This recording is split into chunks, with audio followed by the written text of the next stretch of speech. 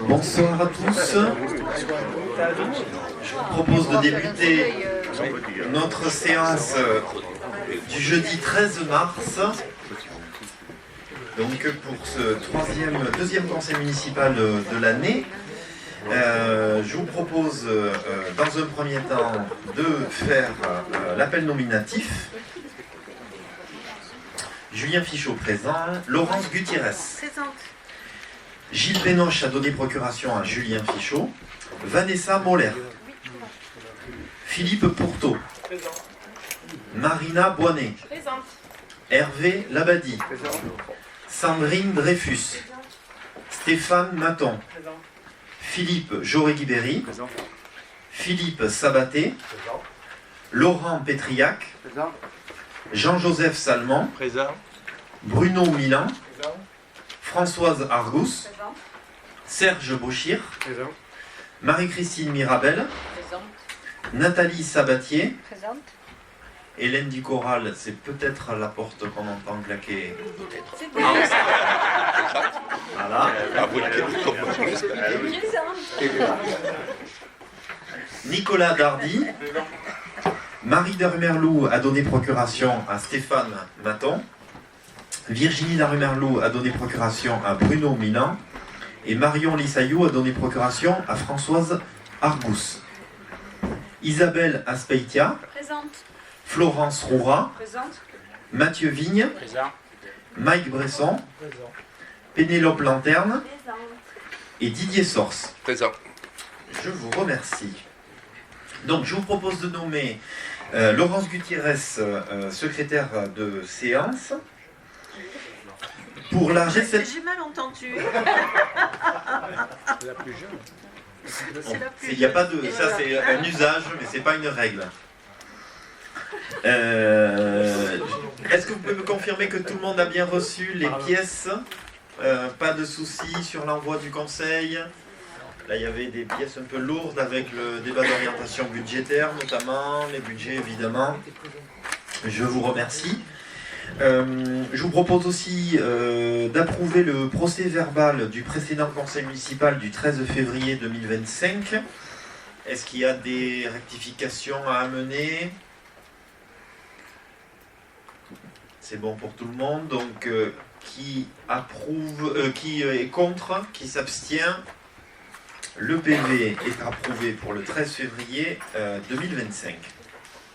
Alors, comme habituellement, sur les votes de ce budget, et notamment des comptes administratifs, sur les délibérations 15, 16 et 17, je participerai au débat et je quitterai du coup la salle du conseil municipal pour le vote. Et donc je vous propose dès à présent de désigner le président de la séance et je vous propose donc monsieur Hervé Labadie pour présider cette séance. Est-ce qu'il y a des votes contre, des abstentions? Je vous remercie. Et donc je précise aussi qu'il n'y a plus besoin de signer les feuilles des comptes administratifs comme auparavant. La liste des élus présents est suffisante. C'était déjà le cas l'année dernière. Il y avait encore une seule signature et donc voilà, là maintenant la liste d'émargement suffit. Je vous propose donc de débuter ce conseil du mois de mars, donc, qui est principalement consacré au début de nos travaux sur le budget, comme habituellement. Avec le mois de mars et d'avril, on se retrouvera pour le budget 2025 en avril 2025. Donc forcément, un conseil où l'adjoint aux finances va beaucoup parler. Donc Hervé, tu as fait une erreur, tu n'as pas de gourde pour prendre un peu...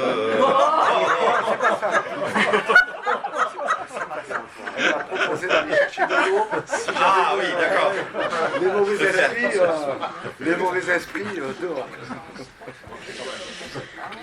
Donc je vous propose, donc on a 16 délibérations ce soir. Je vous propose dès à présent, puisqu'on va évoquer dans un premier temps le personnel et le statut de la fonction publique territoriale, et je vous propose de passer la parole à Hervé Labadie pour cette 12e délibération de l'année sur la protection sociale complémentaire. Hervé Labadie. Bonsoir à tous. À compter du 1er janvier 2026, les employeurs publics territoriaux devront obligatoirement contribuer au financement des garanties couvrant le risque santé de leurs agents et leurs familles. Les modalités de participation de la collectivité à la mutuelle santé des agents ont été approuvées le 25 juin 2012 en conseil municipal au bénéfice des agents ayant souscrit librement un contrat auprès d'un organisme labellisé. Pour mémoire, cette aide variait de 8 à 30 euros par personne couverte par le contrat en fonction du quotient familial de l'agent. Le nouveau minimum d'aide imposé étant de 15 euros mensuels bruts par agent, il conviendra de redélibérer pour fixer un nouveau montant de participation employeur en vigueur au 1er janvier 2026. En attendant cette mise à jour, le dispositif réglementaire qui impose une participation financière de l'employeur relatif à la protection sociale complémentaire en matière de santé prévoit 3 possibilités pour les collectivités, exclusives l'une de l'autre. La mise en place d'une convention de participation via une procédure de mise en concurrence lancée en propre, c'est-à-dire par la collectivité, l'adhésion à une convention de participation proposée par le centre de gestion local, et enfin l'adhésion des agents à un contrat individuel labellisé. En 2025, le centre de gestion des Landes a décidé de lancer, comme elle a pu le faire en 2024 pour la complémentaire prévoyance, une consultation afin de conclure une convention de participation dans le domaine de la santé, proposant aux collectivités intéressées de se joindre à cette procédure dans le but de rechercher la meilleure offre en matière de protection sociale complémentaire santé. Il devrait être en mesure de proposer une convention à l'été 2025 pour un début d'exécution du marché au 1er janvier 2026. Aussi, nous vous proposons de donner mandat au centre de gestion des Landes pour lancer cette consultation auprès des assureurs, nécessaire à la conclusion d'une convention de participation dans le domaine de la santé, puis de prendre acte des tarifs et garanties proposés. À l'issue de la consultation, la collectivité conservera l'entière liberté de signer ou non la convention de participation qui lui sera proposée. Monsieur le maire ou son représentant seront chargés, chacun en ce qui le concerne, de la bonne exécution de la présente délibération qui sera adressée pour ampliation au contrôle de légalité préfectorale. Merci Hervé. Donc voilà, on se retrouve après le sujet de la prévoyance. Vous vous rappelez qu'il y a quelques mois, on a délibéré sur la prévoyance et l'accompagnement donc financier sur ces contrats. Là, sur un sujet qui concerne beaucoup plus d'agents, avec la complémentaire santé, et donc au 1er janvier 2026. On l'a évoqué en CST il y a quelques jours. Du coup, il y a aussi une sollicitation du centre de gestion qu'il faut pas tarder, parce qu'il y a eu un timing en 2025 un peu contraint sur les contrats de prévoyance 2024. Et voilà, en espérant que là le centre de gestion soit un peu plus réactif sur cette étude. Mais vous avez bien compris ce qu'a dit Hervé, ça ne nous engage à rien. Voilà, on les laisse faire un peu une consultation de marché, et après on voit quel choix on fait. Est-ce qu'il y a des questions ou des commentaires sur cette première délibération? Oui, Mike? Oui, juste un commentaire, pas une question. Je crois qu'il faut être extrêmement prudent sur les offres qui seront faites, parce que d'expérience, je peux vous dire qu'il y a des groupements compétents qui font des offres absolument mirifiques que les collectivités retiennent, et ensuite les agents se retrouvent avec des prestations sociales de remboursement qui sont absolument dérisoires, voire quelquefois nulles. Mes 2 filles en font la triste expérience. Donc voilà. Il faut être très prudent ensuite, et la délibération sera importante quant aux élus qui regarderont quelles sont la nature et l'importance des remboursements qui sont pris. Oui, voilà, on l'a beaucoup évoqué en CST, évidemment, avec un marché ultra concurrentiel qui fait que tous les gros groupes se rachètent les uns les autres. Bon voilà, il y a Il y a une difficulté aujourd'hui. Bon, en temps normal, la lisibilité d'un contrat complémentaire est très complexe, mais alors forcément, depuis quelques années encore plus, au vu de l'importance de ce sujet sur les remboursements. Est-ce qu'il y a d'autres commentaires ou questions? Est-ce qu'on prend part au vote? Alors je vous propose de voter. Qui est contre? Qui s'abstient? Et donc le mandat pour le centre de gestion est confirmé à l'unanimité. Je vous remercie. Je vous propose de passer à la deuxième délibération sur le renouvellement d'une convention qu'on a déjà donc avec le centre de gestion concernant le service prévention. Hervé. Comme évoqué lors de notre conseil du 16 décembre 2021, les missions proposées par le CDG 40 répondent à un besoin impérieux de la commune de Saint-Martin-de-Seignances et permettent de remplir ses obligations en tant qu'employeur vis-à-vis de la santé et sécurité de ses agents, notamment par la mise en œuvre d'une réelle politique de prévention.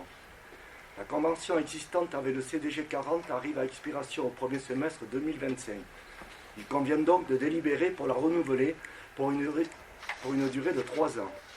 Le tarif pour 2025 se monte à 3 000 € pour notre collectivité.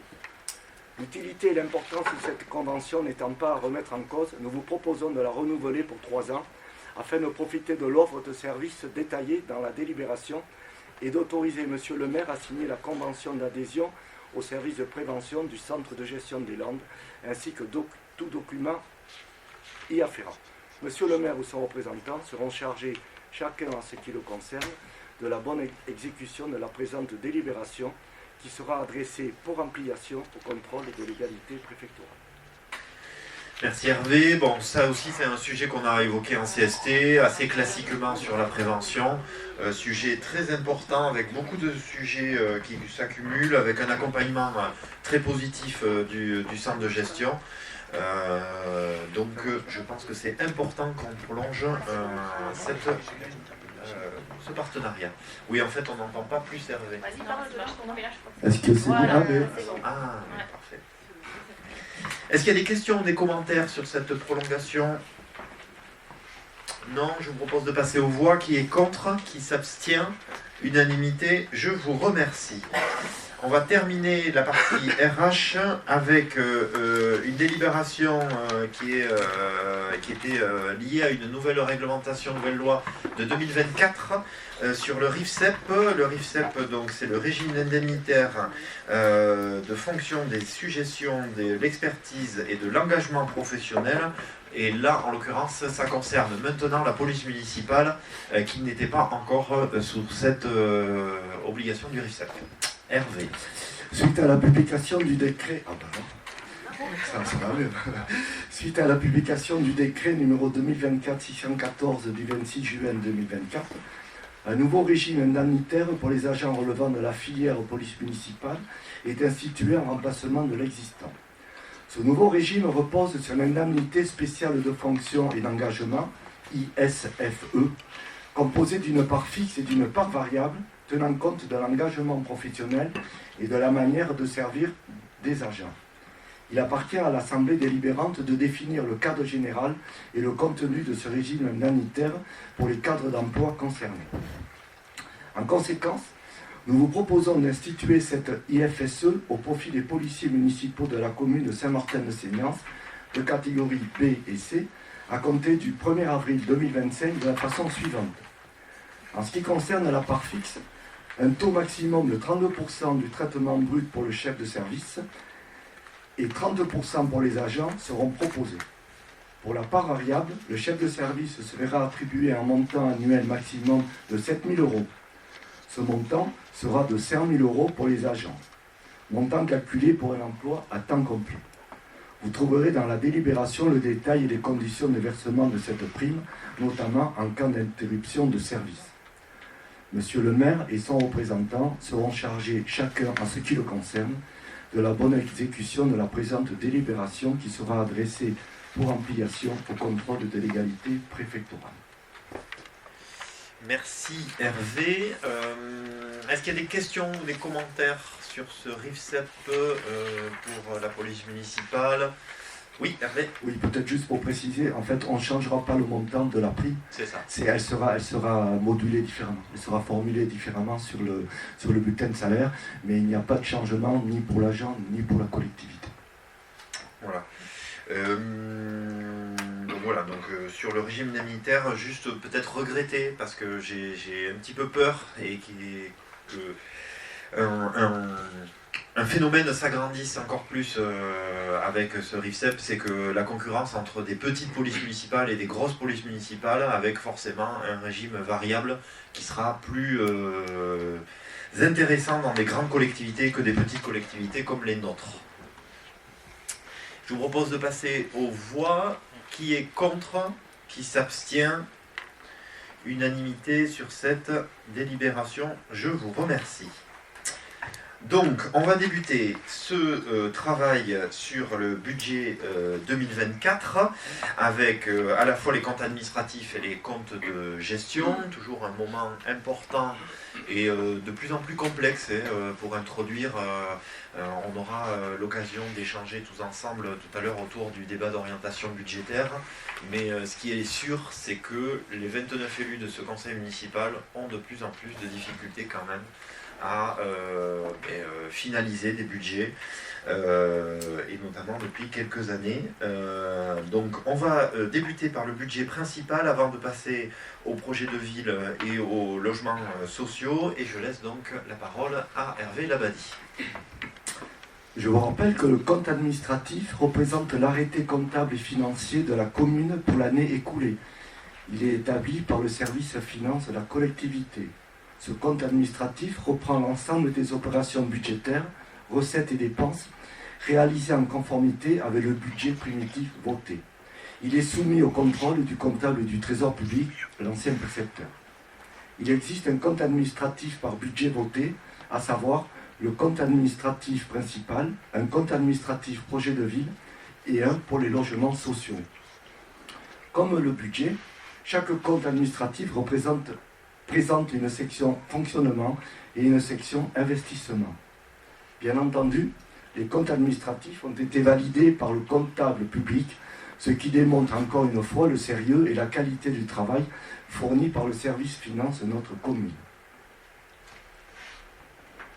Je vous propose de procéder à une présentation groupée des 3 comptes administratifs que l'on doit étudier lors de ce conseil, puis, à l'issue de cette présentation globale, et après avoir répondu à vos interventions, de procéder à un vote séparé, compte par compte, après avoir demandé à monsieur le maire de quitter la séance.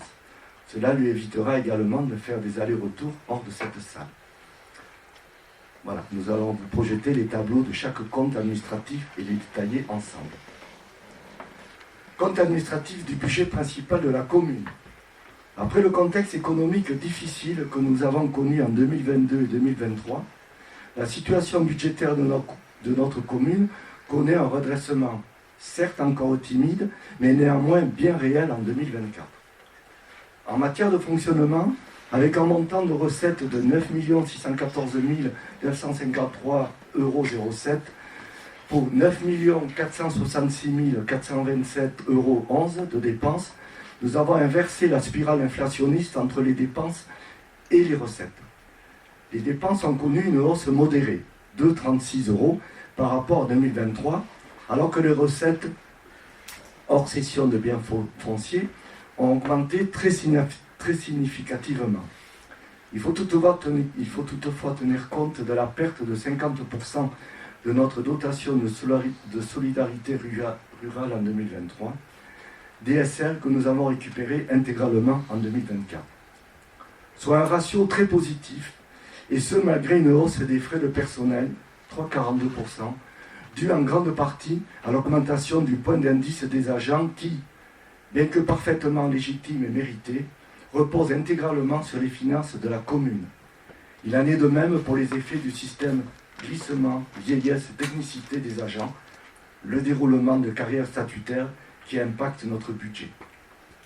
Ceci nous permet de réaliser un résultat positif de 148 525,96 € sur l'exercice, résultat qui s'élève à 1 081 333,81 € après report du résultat antérieur de 931 807,85 €. En matière d'investissement, les recettes s'élèvent à 7 24 196,50 € pour 7 158 361,56 € de dépenses, après report des restes à réaliser de 2023. Il ressort donc un résultat négatif de moins 134 165,06 €. Résultat cohérent, eu égard aux investissements importants réalisés en 2024.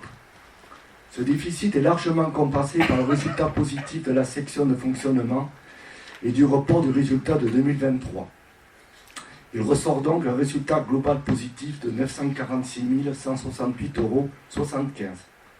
Nous n'avons pas eu recours à l'emprunt, à l'exception d'un pré-relais de 1 810 000 qui a été engagé en 2024 pour assurer le financement des 3 projets structurants de cet exercice, médiathèque, centre technique municipal et intercommunal et vestiaire barrière. Ce prêt sera remboursé par des opérations foncières réalisées par la commune sur divers biens. Après une période très perturbée, pour les raisons que l'on connaît, nous avons retrouvé un équilibre financier en 2024 sur notre fonctionnement grâce aux efforts réalisés qui, bien sûr, demandent à être maintenus et consolidés à l'avenir. Je vais continuer par le projet de ville. Ce budget regroupe plusieurs programmes immobiliers. Il ne pourra être soldé, et on l'a déjà souligné, qu'à la liquidation du dernier lot, tout programme confondu. Aucune opération immobilière n'a été réalisée en 2024. Les montants portés sur le compte administratif correspondent à des écritures de stock et de régularisation qui se neutralisent entre le fonctionnement et l'investissement. Les recettes globales, c'est-à-dire fonctionnement plus investissement, s'élèvent à 1 899 129,30 € pour 1 913 466,59 € de dépenses, soit un résultat négatif de 14 337,29 € qui correspond au report du résultat de 2023. Les ventes de biens réalisées par la commune en 2024 ont été enregistrées sur le compte administratif principal parce qu'ils n'étaient pas inclus dans les programmes immobiliers de ce compte administratif. Il semble donc qu'il n'y ait pas lieu de trop s'attarder sur ce compte. Et pour finir, le compte administratif des logements sociaux. Ce compte permet de suivre la gestion immobilière des logements à caractère social que possède la commune. Pour la section de fonctionnement, les recettes sont bien entendu constituées des loyers, remboursement des charges locatives et de la subvention d'équilibre versée par le budget principal. Les dépenses de fonctionnement comprennent essentiellement les amortissements, les charges de gestion des logements et les intérêts d'emprunt. Il ressort un résultat positif de 4 889,29 €. Pour la section d'investissement, les recettes sont constituées des amortissements et du virement de la section de fonctionnement. En dépenses d'investissement, on constate divers travaux d'entretien et de rénovation, ainsi que le remboursement du capital de l'emprunt qui s'achèvera en 2025, soit un résultat positif de 44 554,74 €. Le résultat global positif s'élève à 49 444,03 €. Comme vous pouvez le constater, le compte administratif n'appelle pas de commentaires particuliers. En conséquence, on peut légitimement constater que les comptes administratifs soumis au vote de cette Assemblée ont respecté les opérations de dépenses et de recettes prévues dans leur budget respectif, ainsi que les décisions modificatives. Ils attestent également de la bonne gestion réalisée par M. le maire pour cet exercice 2024. Avant de passer au vote, si vous voulez... Oui, voilà, on va faire un petit point. Donc bon, voilà, merci Hervé pour toujours ces présentations très pédagogiques sur des chiffres qui sont toujours complexes à partager. Mais en tout cas, vous avez bien compris qu'on est sur une année toujours compliquée en termes de maîtrise budgétaire. On peut en tout cas voir... Et je voulais débuter mon intervention par ceci, voir que le travail paie, le travail de tous, des services, des responsables de services, du DGS, de l'adjoint aux finances, parce que c'est vrai qu'on le sait, nous devons absolument maîtriser nos dépenses. Et là, vous l'avez bien compris, donc on a une baisse sur les charges à caractère général de 6%, ce qui est quand même notable. On a au final une maîtrise des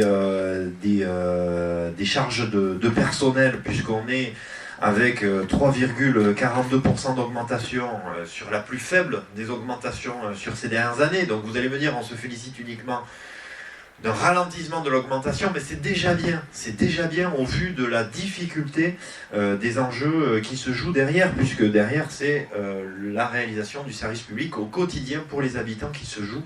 Et évidemment, on en reparlera tout à l'heure, c'est un enjeu très important au vu de notre situation nationale et des inégalités qui sont de plus en plus marquantes sur nos territoires.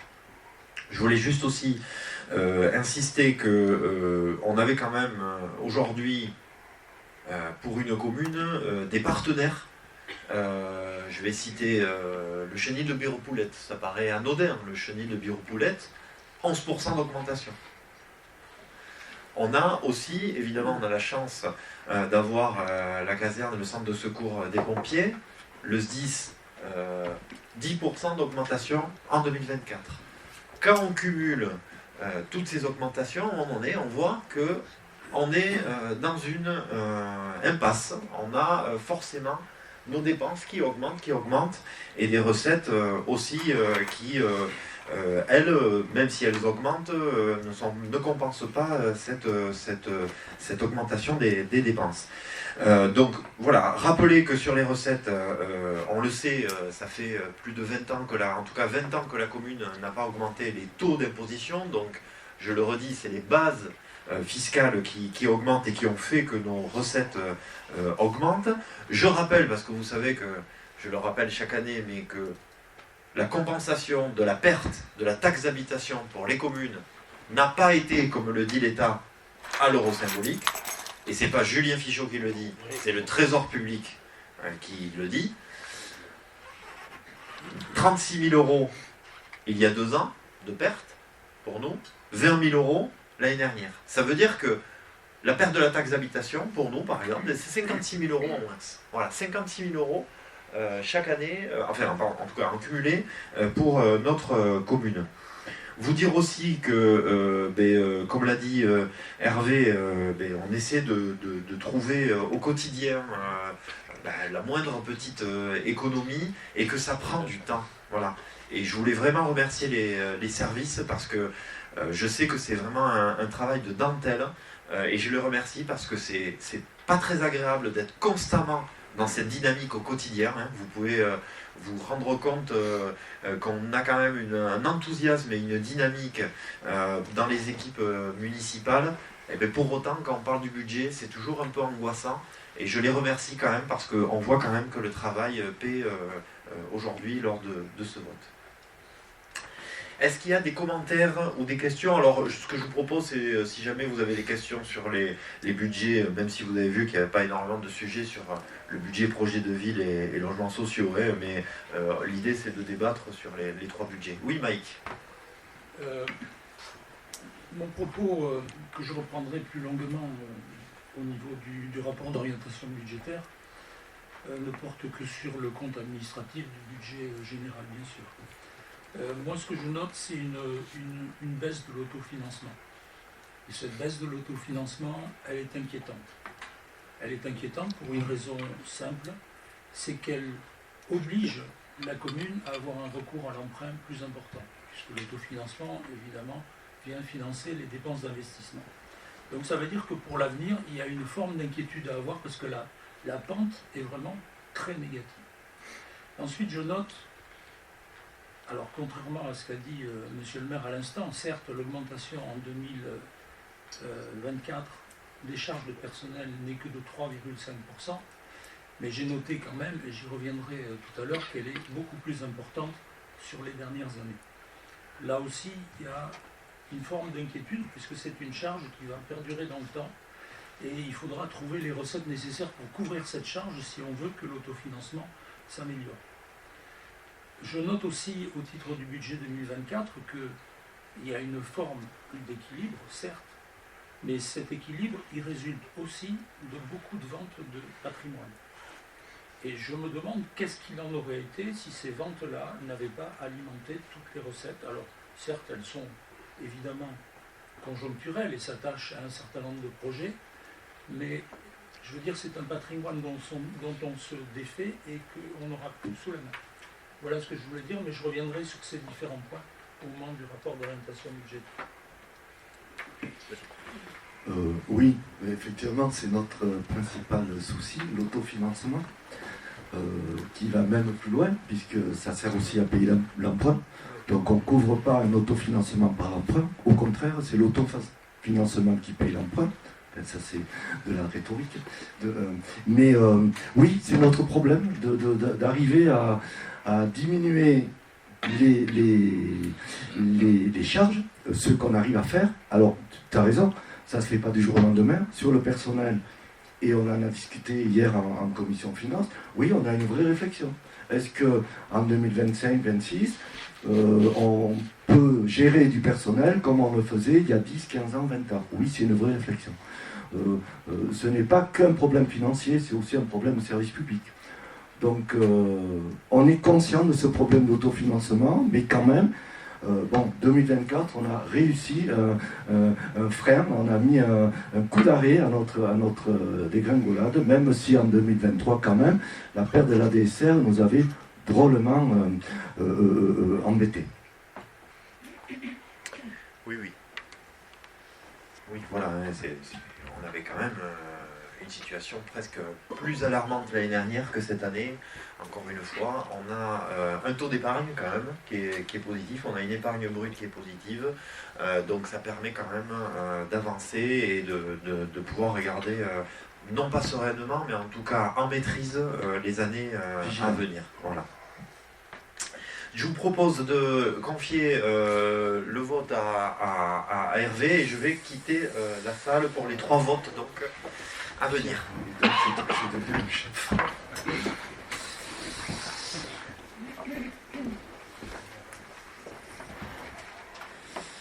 Bien, alors si vous en êtes d'accord, on va procéder au vote du compte administratif principal. Qui est contre? Qui s'abstient? Je vous remercie. Nous allons procéder au vote du compte administratif projet de ville. Qui est contre? Qui s'abstient? Donc, adopté à la majorité. Je vous remercie.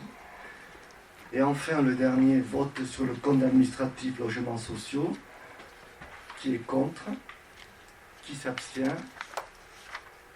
Adopté à la majorité. Je vous remercie. Et je rends la parole à Monsieur le maire.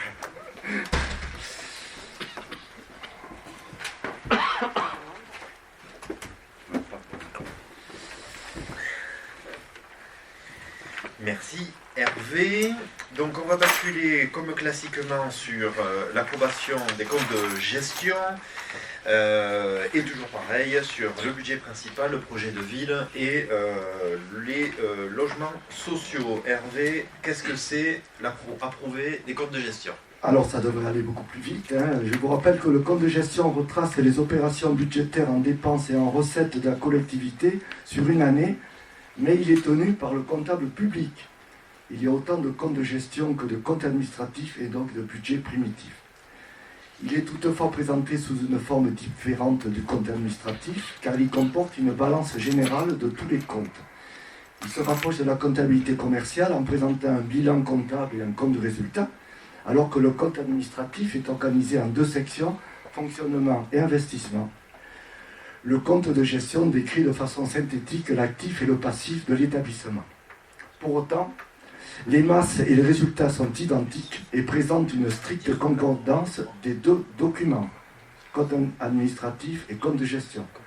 Alors pour information, c'est la dernière année que nous procédons au vote séparé des comptes administratifs et comptes de gestion, car ceux-ci vont fusionner au 1er janvier 2026 pour donner naissance au compte financier unique.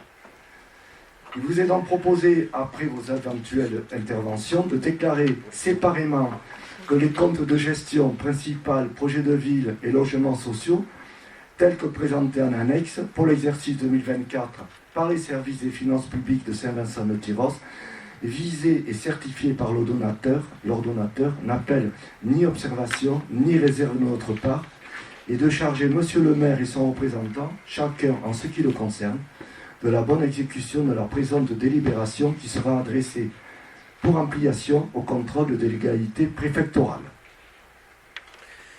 Merci Hervé. Donc voilà, une procédure classique sur nos budgets. Est-ce qu'il y a des commentaires ou des questions? Donc je vous propose de passer aux voix la délibération numéro 18 sur le budget principal. Qui est contre? Qui s'abstient? Unanimité, je vous remercie. On enchaîne les trois. On passe donc au compte de gestion 2024 projet de ville, donc la délibération numéro 19 pour déclarer que le compte de gestion du budget annexe projet de ville est visé et certifié par l'ordonnateur, n'appelle ni observation ni réserve de sa part. Est-ce qu'il y a des commentaires ou des questions? Je vous propose de passer au vote. Qui est contre? Qui s'abstient? Unanimité également.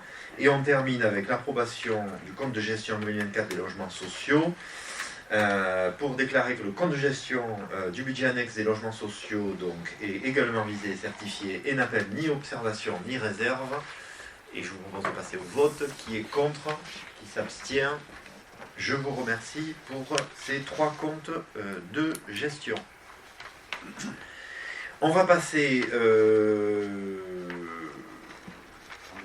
au débat. Je ne savais pas s'il y avait les APCP d'abord. Non, on va d'abord débuter par le débat d'orientation budgétaire, toujours un moment important dans une collectivité. Du coup, pour le conseil municipal, je vous propose dans un premier temps de laisser la parole encore à Hervé Labadie, et ensuite on débattra tous ensemble de ce budget. Pour permettre une vision objective et sereine du rapport, il est important de rappeler le contexte international, un contexte anxiogène suite à l'élection de Donald Trump aux États-Unis et ses décisions protectionnistes, menaces de hausse de tarifs douaniers, et la guerre en Ukraine qui s'éternise. La croissance mondiale pour 2025 est prévue autour de 3%. En zone euro, l'activité a connu une légère embellie fin 2024, mais sans certitude de pérennité. Pourtant, la plupart des banques centrales des pays avancés ont commencé à desserrer les taux du crédit sur fond de nette décélération de l'inflation. Mais le risque géopolitique se renforce dans de nombreux pays entre guerre et fragilité politique. La prudence, par manque de visibilité et de mise, avec des conséquences sur les économies qui peuvent être importantes. Le contexte national, malgré l'embellie due aux Jeux Olympiques, la croissance pourrait régresser en 2025, 0,9%, ou au mieux se maintenir au niveau de 2024 qui était de 1,1%. Un effort de 50 milliards d'euros est annoncé par le gouvernement entre réduction des dépenses et augmentation des recettes fiscales pour tenter de réduire la dette publique. Le déficit de l'État étant prévu à 139 milliards d'euros en 2025. Finalement, la loi de finances pour 2025 promulguée après la constitution du gouvernement Bayrou a revu à la hausse certaines dotations réservées aux collectivités territoriales, comme la dotation globale de fonctionnement ou le fonds de compensation de la TVA notamment. Par contre, d'autres dotations comme le fonds vert, par exemple, connaissent des baisses drastiques ou sont tout bonnement supprimées, comme le fonds de soutien des activités périscolaires. A noter également le taux de cotisation retraite CNRA-CN qui passe à 34,65% et continuera d'évoluer jusqu'à atteindre 49,65% au 1er janvier 2028. Cela représente une charge annuelle pour les collectivités de 1,4 million d'euros.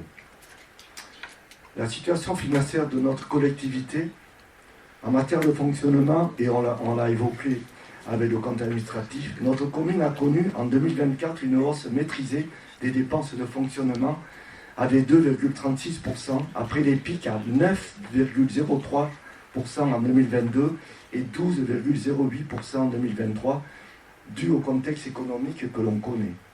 Les recettes, quant à elles, ont connu une augmentation de 25,62%. Ce chiffre doit être relativisé suite à la suppression d'une partie de la dotation de solidarité rurale, 160 000 € en 2023. À noter que nous avons pu récupérer la DSR pour 2024, une procédure judiciaire étant en cours pour demander la restitution de celle qui a été amputée en 2023. Comme déjà évoqué, les taux de fiscalité locale n'ont pas évolué, hormis la majoration de 60% de la taxe d'habitation sur les résidences secondaires.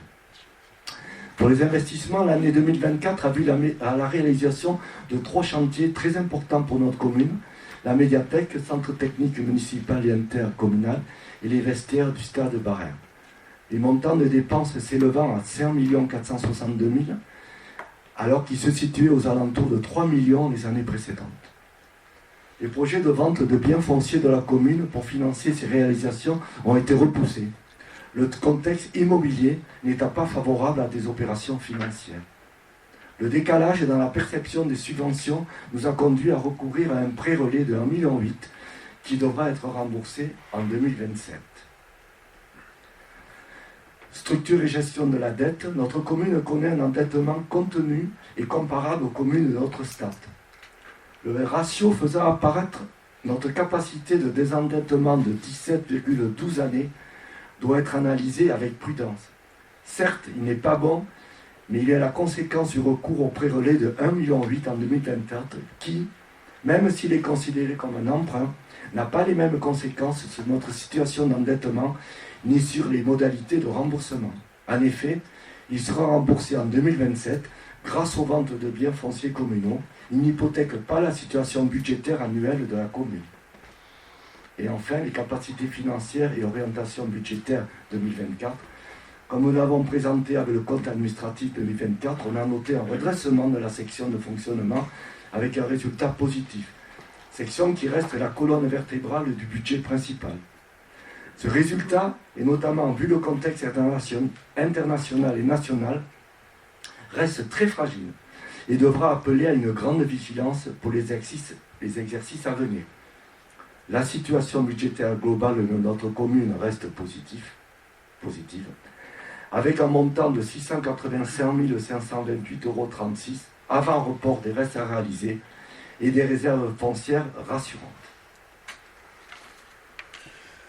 Merci Hervé pour ce contexte de cet exercice budgétaire, un contexte du coup particulier évidemment, comme tu le soulignais. Pour débuter un peu ces échanges autour du budget à venir, déjà vous dire que je me félicitais d'avoir un budget au niveau national, parce que c'est quand même c'était mal parti, et je trouve important que les partis en responsabilité aient pu s'accorder pour que le budget soit voté, parce qu'on était quand même dans une situation très complexe si on repoussait encore ce budget. Et voilà, donc je trouve que c'est quand même une bonne chose. Évidemment, comme l'a abordé Hervé, j'ai forcément aussi quelques regrets sur ce budget voté par l'Assemblée nationale. Regret principal sur les enjeux de transition écologique et environnementale. Le plan vélo, le fonds vert, la baisse Alors un élément qui est pas trop apparu dans les débats publics, mais ça va parler aux élus, l'agence de l'eau. L'agence de l'eau, aujourd'hui, chaque fois qu'il y a un projet de végétalisation, de parking, par exemple, à Saint-Martin, c'est le cas. Le parking qui a été fait au quartier neuf, en végétalisé, mais bien, par exemple, l'agence de l'eau l'a subventionné. Mais là, il faut savoir que sur le budget 2025, l'agence de l'eau a eu ses crédits de réduits. Donc voilà, donc ces 3 enjeux, le fonds vert, je le dis, on était encore avec le sous-préfet il y a quelques jours en communauté des communes, c'est quand même un coup de rabot sur un sujet où on a besoin vraiment de l'État. On n'arrivera pas à faire nos transitions environnementales sur nos villes et villages si on n'a pas le soutien de l'État. Donc bon voilà, ça c'est quand même un point important. Et ensuite, deux points également de regret. Tout à l'heure, Hervé l'évoquait, les cotisations CNRACL, quand même avec une augmentation de 3% par an sur 4 ans, donc ça fait quand même, pour vous donner un chiffre, hein, sur une commune comme Saint-Martin-de-Seignance, 25 000 euros par an d'augmentation. Ça fait 100 000 euros au bout de 4 ans. Donc vous voyez, encore une fois, on cumule des augmentations très importantes, et une qui est un peu plus légère, mais qui est là, qui est réelle dans le budget 2025, c'est la DETR qui a été décorrélée de l'inflation. Alors ça veut dire qu'elle est toujours là, la DETR, mais forcément son montant ne suit pas l'inflation. Très concrètement, sur Saint-Martin, les vestiaires du foot de Barère, qui était un projet éligible à la DETR, pour ceux qui ne se souviennent pas, DETR, dotation d'équipement des territoires ruraux. La commune avait demandé donc entre 20 et 40%, elle a obtenu 0. Donc, c'est aussi la conséquence sur nos territoires de ces décisions politiques. Et il faut quand même en avoir conscience. Alors, encore une fois, je me félicite du vote, mais on voit bien que c'est quand même aussi un budget qui aura des conséquences sur notre commune. Simplement aussi, pour parler et terminer un peu sur ce contexte national, et je le dis chaque année, donc il n'y aura pas de surprise pour les 28 élus autour de cette table, et je l'ai exprimé dans mon discours des vœux 2025 il y a quelques semaines. Je regrette, encore une fois, année après année, que le sujet des recettes de l'État ne soit pas un peu plus travaillé. Voilà, on a toujours le même sujet, c'est-à-dire le patrimoine, et notamment, comme je l'avais évoqué à mes voeux, les 500 plus grandes fortunes de France ont vu leur patrimoine, en 10 ans, passer de 400 milliards d'euros à 1200 milliards d'euros. Et je le redis, qu'est-ce qu'un impôt qui n'a pas pour effet de réduire les inégalités ? Il faut absolument que l'impôt serve à réduire les inégalités. On a eu dans le débat les riches, les ultra-riches comme on les appelle, on a évoqué, vous vous rappelez, là, les fameux 2%, on évoque plein de petits sujets, mais après la loi ne suit pas. Et donc il va falloir à un moment donné que les pouvoirs publics, comme certains pays l'ont fait, ajustent aussi cet échelon des ultra-riches qui creusent aujourd'hui les inégalités avec les plus pauvres. Pour revenir sur Saint-Martin-de-Seignance, vous dire que Hervé l'a dit, et on en est tous conscients, en 2025, ça sera, comme d'une certaine manière en 2024, un budget de continuité, certes, par rapport à des projets, mais de mesure, de discipline, de rigueur. L'investissement 2025, notamment, sera mesuré. Vraiment. Il faut qu'on mesure notre investissement. Il faut que nous soyons raisonnables. Et c'est en étant raisonnable qu'on pourra justement se donner des marges de manœuvre pour les années à venir. C'est normal aussi parce qu'on termine d'une certaine manière un cycle.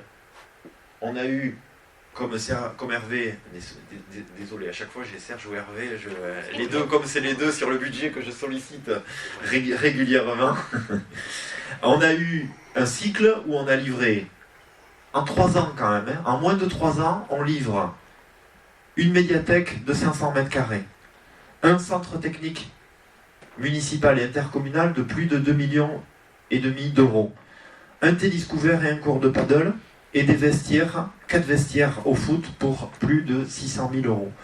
Donc on a terminé un cycle, il faut que là aussi on retrouve une sérénité en quelque sorte pour repartir après dans un cycle avec des bases solides. Et pour autant, comme le disait Hervé, et je redis parce que c'est quand même très important, pour autant on a un endettement qui est encore raisonnable. On a fait un choix de stratégie financière, hein, et bon, pour l'instant ça nous donne raison. Ce pré-relais donc d'1,8 million d'euros. Avec le pré-relais, on est aux alentours de 888 euros par habitant, pour vous donner un repère. Tout à l'heure, Hervé les évoquait. Sans le pré-relais, on est à 603 euros par habitant. Voilà. Donc c'est vrai que ce pré-relais, alors tu parlais de 2027, si on peut le rembourser en 2026, je serais d'accord. Hein. Donc voilà, donc, en tout cas, on va retrouver au pire dans 2 ans un endettement pour la commune de moins de 3 millions d'euros, ce qui est tout à fait raisonnable pour une commune comme la nôtre. On a terminé aussi un cycle où en termes de services publics, on a essayé de structurer la commune à de nouveaux enjeux. La création de la police municipale, la création de la médiathèque et donc de professionnels de la lecture publique dans cette médiathèque et un service relations usagers pour justement jouer sur cette proximité avec les associations, avec tous les usagers de manière générale. Et donc du coup, comme je le disais tout à l'heure, il y aura un travail ligne par ligne, budget par budget, au quotidien, tout doit être mis sur le grill. Que ça soit en dépenses ou en recettes, il faut qu'on ait la capacité de pouvoir remettre en question finalement un petit peu tout, parce que ça, on doit avoir cette exigence aujourd'hui de par ce contexte financier. Mais en tout cas, moi je suis plutôt confiant, parce qu'on le voit, on peut réaborder un nouveau cycle jusqu'en 2030 avec cet encouragement, comme le disait Hervé, sur 2024, et ensuite basculer sur de nouvelles perspectives, avec toujours les mêmes priorités. Là encore, pas de surprise, elles sont claires, le cap est donné, l'environnement, la culture et le sport, l'éducation, la participation citoyenne, la solidarité. C'est toujours nos 5 piliers pour les années à venir. Avec un point central et qui revient régulièrement dans nos discussions du conseil municipal, le logement et la réalité qui nous bouscule depuis malheureusement plusieurs mois, c'est-à-dire une crise de l'offre et de la demande qu'on n'a jamais connue, et évidemment un tassement sur l'évolution du nombre de logements et donc d'habitants, hein, parce que depuis 2 ans, pas de surprise, hein, forcément ça se tasse. Et en plus de ça, comme quasiment toutes les communes de France, une démographie qui plonge aussi. Un chiffre, 36 naissances en 2024, ça fait plus de 10 ans qu'on n'avait pas connu ça à Saint-Martin. Voilà. Il y a encore 2 ans, on avait le double de naissances. Voilà. Donc il faut, ces chiffres de démographie s'analysent sur du temps moyen, hein. C'est pas sur une année qu'il faut en tirer les conclusions, mais quand même on sait que c'est des indicateurs qu'il faut garder en tête. Donc dans ce débat d'orientation budgétaire, vous le voyez à la page 32 notamment, sur les sujets, on a essayé de présenter un petit état des lieux sur la transition écologique, les panneaux photovoltaïques, on en a parlé, le réseau chaleur, par exemple, on a fait l'étude, mais on a vu qu'on n'était pas en capacité financière de le mener à bien. Sur la perméabilisation, on en a parlé tout à l'heure, de parking, d'espace public, le territoire, le label territoire vélo. Sur l'environnement aussi, il y a le projet agricole par exemple du moulin de l'Âne. Sur l'aménagement du territoire, il y a forcément l'étude urbaine toujours en cours. Par exemple, le giratoire de l'église qui a été réalisé, l'îlot Claverie qui a été lancé, l'étude de circulation qui avait été lancée il y a quelque temps, le transport urbain, forcément, toujours un enjeu important, la mise aux normes de bâtiments et de voiries. Sur la démocratie participative, toujours ce budget qu'on proposera en 2025 également de 50 000 € sur un budget participatif citoyen, les chantiers citoyens participatifs qui continueront, les habitants tirés au sort, et d'ailleurs avec Sandrine Dreyfus et sa commission, il y a eu 8 nouveaux habitants tirés au sort pour le Conseil citoyen de la Chapelle et le Conseil citoyen des avant-projets immobiliers, les élus référents de quartier, le Conseil municipal des jeunes, pour la culture, donc la médiathèque, on en a parlé, la réhabilitation de la Chapelle, on va en parler dans les décisions, et il y a eu maintenant la nomination de l'architecte qui a commencé son travail et avec un dépôt de permis dans quelques semaines, la programmation d'une salle culturelle et conviviale avec les travaux qui continuent sur cette programmation et sur ce foncier aussi qui accueillera cette nouvelle salle.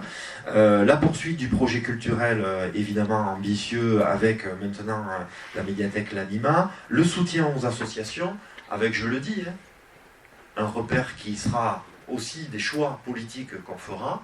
Vanessa Moller le sait et le porte fort, on ne baissera pas les subventions des associations. Beaucoup de communes actuellement, Bayonne encore, pour la seconde année, moins 5%, tous.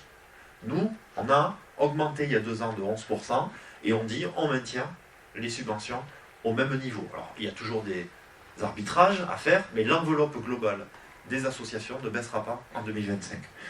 Sur l'enfance-jeunesse, évidemment une priorité. Vous verrez qu'en 2025, il y aura beaucoup de travaux dans les écoles, parce qu'il est important de maintenir ces bâtiments scolaires dans les meilleures dispositions pour accueillir les enfants. Et d'ailleurs, il y avait les conseils d'école depuis le début de la semaine où Stéphane Maton était, le projet éducatif territorial qui a été mis à jour, les partenariats avec le coup de pouce sport et culture, l'aide au permis de conduire qui a été installée, l'aide à la mobilité internationale qui va être toujours poursuivie. Sur les sujets environnementaux, le chemin sport et nature qui va vite être mis en place, je crois que c'était au mois d'avril que l'installation se fera, l'ouverture de nouveaux chemins ruraux, les chemins de randonnée également sur l'inventaire qui est en cours, sur les chemins ruraux qui est en cours avec l'inventaire et l'enquête publique, les vestiaires de Barère, on en a parlé. La politique sport-santé qui est toujours, qui continue, qui avait été lancée il y a 4 ans par la commission de Vanessa Moller. Sur la vie sociale, le projet d'alimentation locale pour le public précaire avec une initiative qui va vous être proposée dans quelques jours, quelques semaines. La solidarité intergénérationnelle, on poursuit évidemment, que ce soit le colis, le repas pour les seniors. Et dans le cadre de vie, comme on le disait, la police municipale qui a été créée, le centre technique municipal intercommunal qui a été livré, et au fur et à mesure, pour la ligne 24 qui va vers Bayonne, la ligne Titchak, les créations des quais de bus au fur et à mesure pour, on va dire, structurer ces aménagements. Et ensuite, pour les années à venir, là encore, il y a une constante, puisque vous verrez, dans l'Europe, page 35, on a les mêmes projets depuis le début du mandat. Il n'y a pas eu de modification, il n'y a pas eu de rectification, il n'y a pas eu on va dire, de retrait. On a toujours le projet urbain, on va l'appeler ainsi, avec l'îlot Claverie, avec la rue de Gascogne, avec l'espace public, la place publique. On a toujours la résidence intergénérationnelle en cours, avec d'ailleurs sûrement un permis de construire qui va être déposé cette année. On a toujours cette salle culturelle et conviviale en cours d'études. On a l'équipement sportif associatif à la fois sur Goni et sur Pachiou, qui est toujours un projet pour les 4 ans à venir. Une nouvelle voie de contournement pour l'école Jean Jaurès, avec d'ailleurs les premières études qui ont été lancées, donc maintenant le travail est débuté. Et à côté, on a créé une classe sur Jean Jaurès il y a 1 an et demi. On est en train de continuer la mise aux normes avec tout le couloir de Jean Jaurès refait, avec la norme ERP qui se renforce. On a supprimé les fenêtres dans le couloir. On avance petit à petit sur la mise aux normes de cette école. On a les vestiaires du stade, on en a parlé. La réhabilitation de la chapelle, ça sera pour 2025 et 2026. Le centre technique municipal s'est réalisé. La médiathèque s'est réalisée. Le tennis couvert et le paddle s'est réalisé. Voilà le cap. Il est clair. on est sur de bons rails. Et voilà, et je voulais remercier aussi l'ensemble des élus de toutes les commissions, parce que ben voilà, il y a beaucoup de sujets dans un contexte particulier, mais je trouve que notre commune vit bien et ça se passe pour l'instant au mieux, malgré, je le dis, un contexte qui ne nous a pas épargné, puisque je rappelle que ce conseil municipal a débuté avec une année en moins, avec ce Covid quand même, et c'est quand même bien de se le rappeler. J'en ai terminé, je m'excuse, je suis toujours trop lent, mais bon, je suis là pour ça quand même. Je vois Mike qui demande la parole. Est-ce qu'il va y avoir des prises de parole, des commentaires? Philippe, Marina, Mike, je vous laisse la parole. Merci, monsieur le maire. Je voudrais commencer mon intervention par un propos que, alors à moins que mon oreille ne me fait défaut, c'est possible, hein, je n'ai pas entendu ni dans la bouche du délégué aux finances, ni dans la bouche du maire, et ce sont vos propos. Il conviendra de s'interroger rapidement sur une hausse possible des impôts fonciers, afin de donner les ressources nécessaires à la commune de bien fonctionner, sans obérer sa santé financière. Je trouve dommage que vous n'en ayez pas parlé lors du rapport d'orientation budgétaire. Moi, ça m'inquiète. En tant que propriétaire foncier, ça ne peut que m'inquiéter. Je pense que je ne suis pas le seul dans la commune à être inquiet sur le risque d'augmentation des impôts fonciers. Alors cette augmentation, c'est le résultat de quoi? Ben, c'est le résultat, en fait, de recettes qui parviennent de moins en moins à couvrir les dépenses. Et pourquoi? Et c'est là que j'ai une certaine, non pas amertume, le mot est un peu fort, mais un certain regret.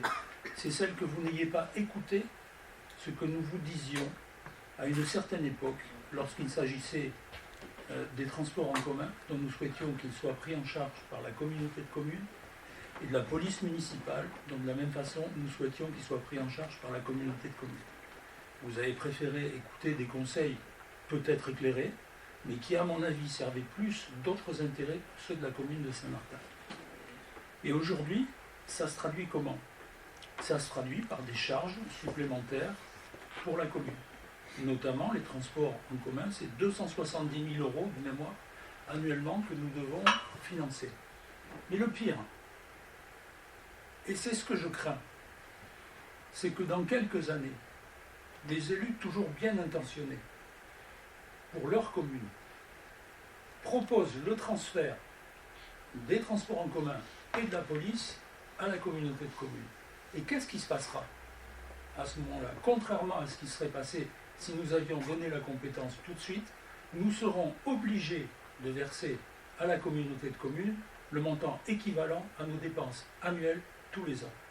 Ce qui veut dire que là, ça n'est plus rattrapable. Jamais. On ne pourra plus jamais le rattraper, sauf à ce que le législateur, et ça m'étonnerait qu'il le fasse, ne vienne modifier les textes. Alors, une certaine amertume, vous l'aurez compris. Moi, j'aurais aimé qu'on nous écoute. À l'époque, j'étais en charge des transports au sein de la communauté de communes. Nous avions un atout extraordinaire vis-à-vis de la communauté d'agglomération au Pays Basque, c'est celui du versement transport. Où le montant du versement transport uniquement de Saint-Martin couvrait la surcharge de dépenses de Hondre et de Saint-Martin. Et cet argument-là aurait dû être beaucoup plus mis en valeur dans les négociations avec la communauté d'agglomération au Pays Basque, le syndicat des transports, pour jouer une carte de l'adhésion de la communauté de communes, ce qui était tout à fait possible en vertu d'une législation européenne qui l'autorise, que nous avions mis en place, et que moi j'avais mis en place auparavant. Je vais citer le cas de Bidart, que nous avions intégré au niveau des ordures ménagères alors qu'il relevait d'un autre syndicat, parce que l'intérêt de la commune de Bidart était de rejoindre sur ce sujet-là la communauté d'agglomération Bayonne-Anglet-Garis à l'époque. Donc c'est quelque chose qui est parfaitement possible d'intégrer nos trois communes tout en ayant une compétence de la communauté de communes. C'est dommage que bon, ça fait. Vous avez fait un autre choix, je le regrette, mais aujourd'hui il pèse. La police municipale, c'est la même chose. Je ne comprends pas pourquoi ça n'a pas été fait avant. Non mais attends, je finis, je vais répondre. Ça ne relevait pas que de nous. Pourquoi ça n'a pas été fait avant? Parce qu'il y a des négociations qui étaient en cours et que ces négociations avaient permis d'aboutir à un certain accord J'avais obtenu 18 bus par jour. J'avais obtenu le fait qu'il y avait un accord de la communauté d'agglomération pour une prise de compétence par la communauté de communes, et puis des élections sont arrivées, les négociations se sont poursuivies, il y a eu d'autres intervenants, et les intervenants ont abouti à un autre résultat. Je veux dire, c'est un cheminement logique. Si nous avions été reconduits, peut-être que le résultat aurait été différent. Je n'en sais rien. Il y aurait eu des négociations, mais en tout cas, j'aurais joué un jeu différent de celui qui a été joué. Pour la police municipale, c'est la même chose. Nous souhaitions que la police municipale puisse être prise en charge par la communauté de communes. Vous avez fait le choix qu'on peut comprendre, parce qu'il y avait plus de présence, parce que les interventions étaient plus rapides, parce qu'implantées localement. Mais vous savez, moi je suis convaincu d'une chose. Ce qui fait la force des élus, c'est leur capacité à s'imposer. C'est leur capacité à s'imposer. Et je crois qu'il faut, à un moment donné, je pense que vous l'avez, monsieur le maire, mais à ce moment-là, vous ne l'aviez pas suffisamment et vous vous êtes fait imposer des choix. Vous vous êtes fait imposer des choix qui, pour la commune, ne sont pas des bons choix. Et donc, je répète ce que j'ai dit tout à l'heure, on a aujourd'hui une baisse de l'autofinancement. Cette baisse de l'autofinancement nous oblige, si on veut continuer sur un rythme d'investissement qui répond aux attentes des administrés, de recourir un peu plus à l'emprunt. On en a eu l'exemple en 2024 avec un prêt relais qui va peser très lourd en 2027. Vous nous avez dit qu'il sera remboursé facilement, mais certes, par une vente de patrimoine. Donc, une perte de notre actif, hein, c'est une certitude. Alors, une autre chose, l'augmentation des charges de personnel. Là aussi, il y a quelques mois, monsieur le maire, je vous avais alerté. Je vous ai cité des chiffres d'augmentation en pourcentage du personnel depuis que vous étiez en charge de la commune. De mémoire, le chiffre était de l'ordre de 20%. On constate aujourd'hui, puisqu'il y a une augmentation du GVT et des salaires, que l'augmentation de la charge de personnel elle est de plus de 30%. On passe de 3,5 millions à 4,5 millions par an. C'est énorme. C'est énorme en 5 ans. Donc, moi je veux bien que vous nous disiez que la santé de la commune est bonne. Je ne serai pas aussi affirmatif. Et je crois que ce que vous, quand vous nous dites, c'est la responsabilité de l'État, c'est la responsabilité des établissements publics qui baissent leurs aides, certes, mais il y a aussi une responsabilité communale qu'il ne faut pas négliger. Alors je suis rassuré par votre discours, quand vous nous avez dit, on a passé une période, la période des investissements, et je crois comprendre qu'à l'avenir, vous semblez vous diriger vers moins d'investissement. Mais la question qu'on peut se poser, c'est est-ce que ça répondra à l'attente des administrés? J'en ai fini, monsieur le maire. Merci Mike. Je ne suis pas trop surpris, parce que ce débat, on l'a depuis longtemps. C'est pour ça que servent les oppositions. Et heureusement qu'on a ce débat. Il y a 3 sujets. Premier sujet, les impôts fonciers. Est-ce que vous avez débuté sur cela? Effectivement, moi je l'ai dit tout à l'heure, hein, on doit tout remettre en question. Il n'y a pas un sujet qu'on doit... il faut qu'on... De toute façon, le contexte nous exige de travailler tout. Alors après, on fait des choix et on prend des décisions. Mais le contexte nous exige cela. Après, effectivement, les recettes sont à regarder attentivement. Qu'est-ce qu'on va faire dans les semaines, mois et années à venir? Sincèrement, j'adorerais avoir beaucoup plus de certitude sur les recettes fiscales de notre commune, mais je n'en ai pas. Ce qui est sûr, c'est que sur l'impôt foncier, on n'a pas le même regard, mais ça, on ne l'apprend pas aujourd'hui, Mike, sur le rapport à l'impôt. Vous connaissez le mien. Aujourd'hui, depuis 20 ans, les Saint-Martinois ont des services publics de plus en plus forts. On vient d'évoquer une médiathèque tout neuve, on vient d'évoquer un centre technique tout neuf, on vient d'évoquer, on n'a pas évoqué, mais on aurait pu évoquer les pistes cyclables de la commune. On pourrait évoquer tous les services cumulés depuis 15-20 ans.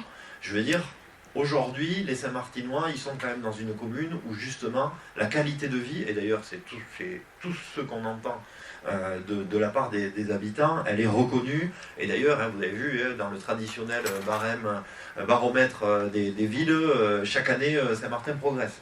8e du département. Sincèrement, on était presque étonnés, mais en tout cas, il y a une réalité avec quand même un baromètre qui est fait sur plus de 170 critères quand même. Hein.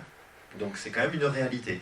Donc les impôts fonciers, forcément, ça fait 20 ans qu'on est dans une commune qui n'a pas augmenté ses taux. Donc il faut qu'on continue et je ne peux pas être un maire qui va être dogmatique avec ce point, comme je ne le suis pas sur les autres points dogmatiques.